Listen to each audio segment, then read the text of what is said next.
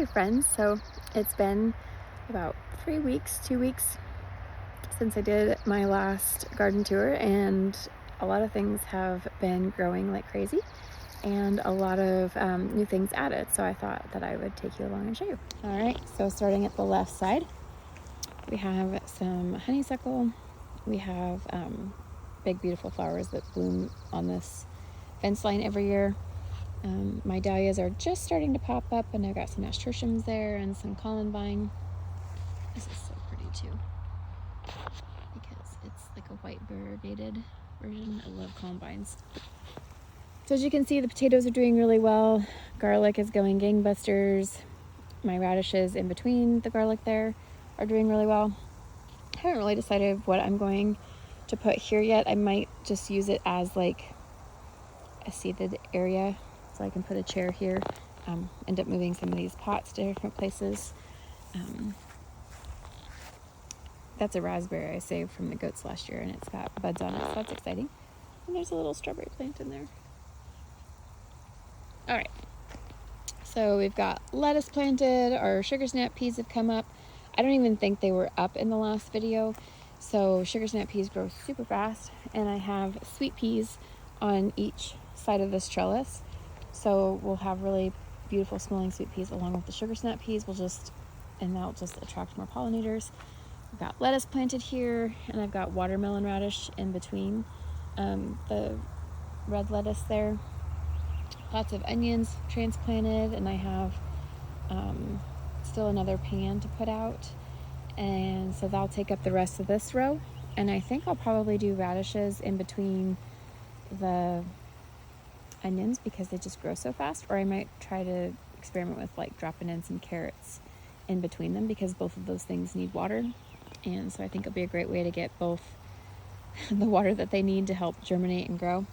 Nothing is planted in this spot here.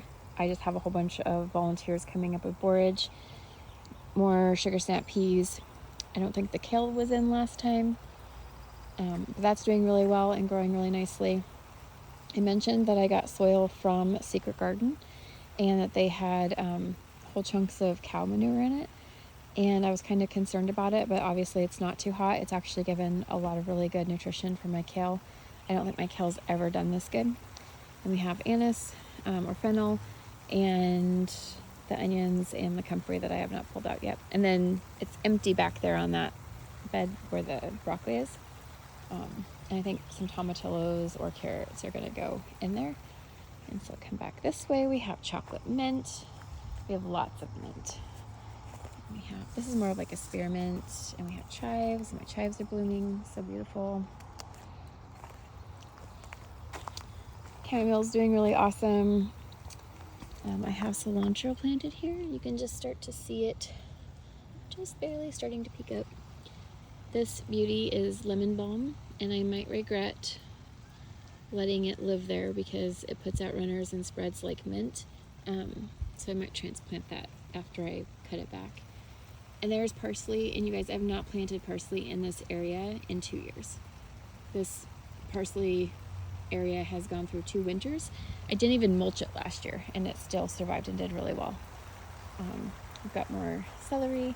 I've got dill planted right on the other side of there, kind of using it as like a broad seeding area, and then I'm going to transplant it. And then more of my perennial herbs are going to go in that empty spot, so this will be a whole perennial herb area. And we've got some tomatoes, and I've got Kentucky pole beans all along here, and then Blue Lake pole beans all down there. This is my other pan of onions. So this is how I seed my onions, because sure, you could buy them and have them sent to you, but if you start them in trays like this, anything works. Even a milk jug will work. You will get more for your money than paying for somebody to grow them. So that's always my suggestion, is get the seeds and put them in the ground, or put them in seed cell trays, and you will get more for your money. Calendula is like 3 times as big as it was last time. I've got more, I think I keep calling this comfrey, but I'm meaning to say mullein. So this is my second year mullein. and that's my first year mullein. Actually, they're both, I started that one last year. It just was small in a little pot. So this one gave me flowers last year. I'm hoping to get more flowers this year, because with the flowers, you pick them and dry them a little bit, and then you put them in oil with garlic, and it makes a great earache remedy. And so here's another second year mullein. So I'll get lots of mullein flowers this year. I'm really excited. Here's another comfrey. So beautiful. So beautiful. Been working in the tunnel area.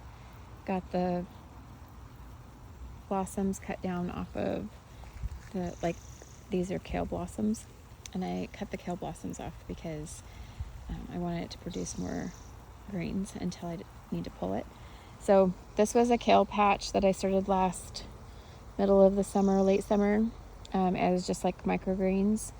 And this is lettuce that took off, like a spicy mix of lettuce, and it's so beautiful. I bet these would be really pretty pressed. Make little cards. And so I have three cabbages that I tucked in the polytunnel over the winter, and they have just gotten really tall and ridiculous looking. So I'm kind of giving up on doing cabbage and broccoli. I did buy some broccoli starts, and we'll see if that makes a difference. So here is my beginning of a rhubarb patch. I think it might like full sun, so I'm thinking about transferring it to the back of the house. And I have some lupine coming here, and I'm not exactly sure what that is, some type of berry plant. But then I have my lupine out here that I'm really excited about. And the feverfew, if you remember, these were just small little plants the end of April, and now they almost like fill out and touch each other all along here. And this is a second year mullein as well, so I'll get there. And then I mulch with wheat, and the awesome thing about mulching with wheat is that you get wheat growing in your garden. And the reason I left this is because I love to take these and put them in bouquets, and they make for a beautiful bouquet. And so this is about ready to start to bloom here in the next week or so.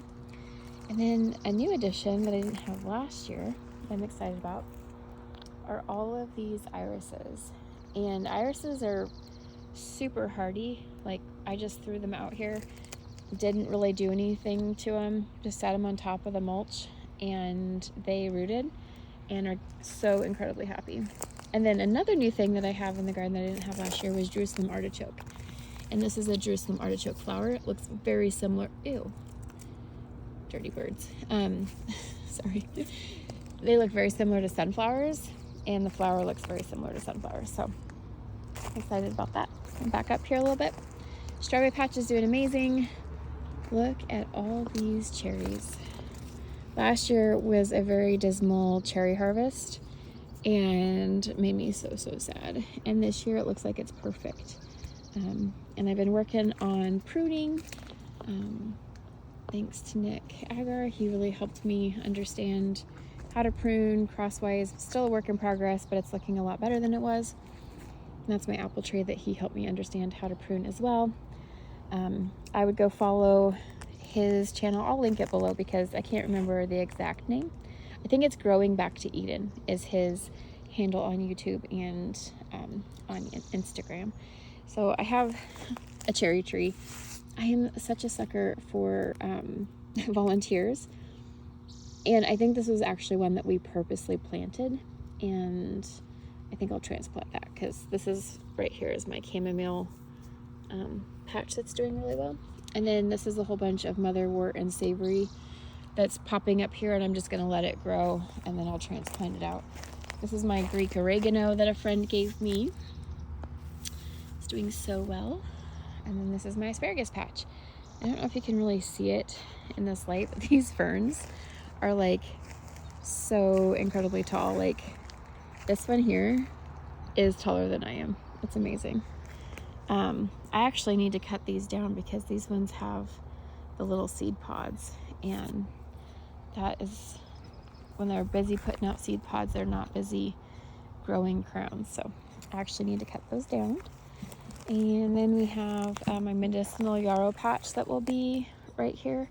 It'll take time. but it'll end up filling in really nicely. And we have sweet peas.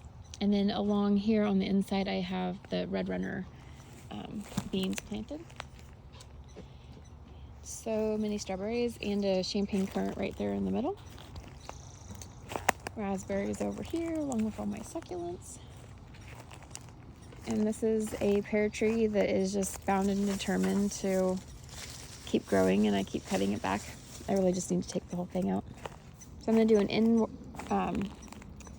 in-garden worm bed there. Just need to get that going. More Jerusalem artichoke along the fence there, a lilac. I have no idea what these flowers are called, but they're really pretty. They put out purple flowers, do great in vases. And then I have my hydrangeas that are coming back really nicely. And I've got more wheat. That's so beautiful.